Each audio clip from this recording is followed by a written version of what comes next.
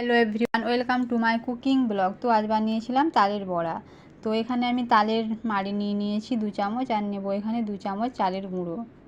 তো এখানে 2 চামচ চালের গুঁড়ো অ্যাড করলাম, আর দেব ময়দা 1 চামচ, আর দেব সুজি 1/2 চামচ, আর পরিমাণ মতো লবণ, মানে 1/2 চামচ লবণ, আর পরিমাণ মতো চিনি।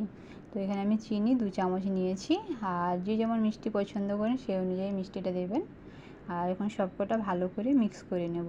তো এটা আমি হাত দিয়েই মিক্স করে নেব ভালো করে। আর এটা ওই তালের মাড়ি দিয়েই মাখিয়ে নিতে হবে, যেটা তালের রস বলে থাকি, ওটা দিয়ে মাখিয়ে নেব, জল অ্যাড করব না।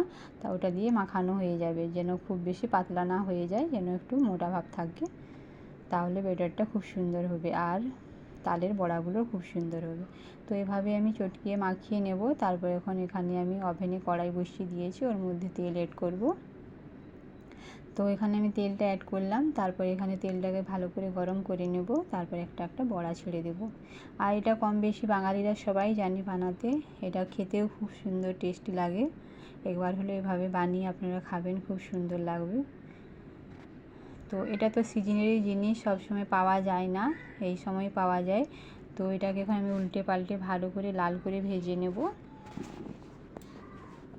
তো এভাবে আমি উল্টে পাল্টে লাল করে ভেজে নিব সব কটা, যতগুলো আছে। তো দেখতেই পাচ্ছেন। আর সেদিনের যে বেঁচে গেছিলো বেটারটা, তালের মাড়ি, ওটা দিয়ে বানিয়ে নিচ্ছি। আরও কিছু অনেকই রেসিপি হয়, কিন্তু এত আমার কাছে ছিল না তালের রস, তার জন্য। তো দেখতেই পাচ্ছেন খুব সুন্দর কালারটা দেখাচ্ছে। তো একবার হয়ে গেল, তুলে রাখলাম। আরও একবার ছেড়ে দেব এভাবে গোল গোল করে। আর তেলটা যেন পুরো গরম থাকে, তারপর এটাকে লো ফ্লেমে রেখে আর ভালো করে ভেজে নিতে হবে।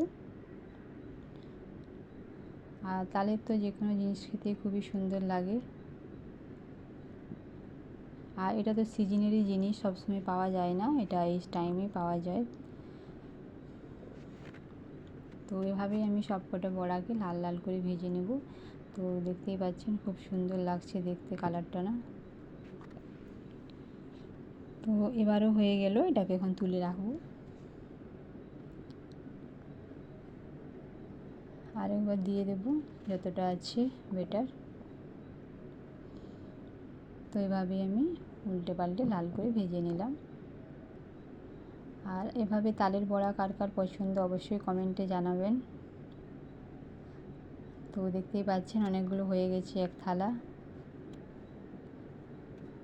আর এবারে আমি একটা প্লেটে সাজিয়ে নেব। তো এভাবে প্লেটে নিয়ে নিয়েছি। এটা দেখতে যেমন সুন্দর, খেতেও খুব সুন্দর হয়। তো ভিডিও কেমন লাগলো অবশ্যই লাইক, কমেন্ট, চ্যানেলটিকে সাবস্ক্রাইব করতে কিন্তু ভুলবেন না। আর সবাই ভালো থাকবেন, সুস্থ থাকবেন। দেখা হচ্ছে পরের ভিডিওতে। বাই।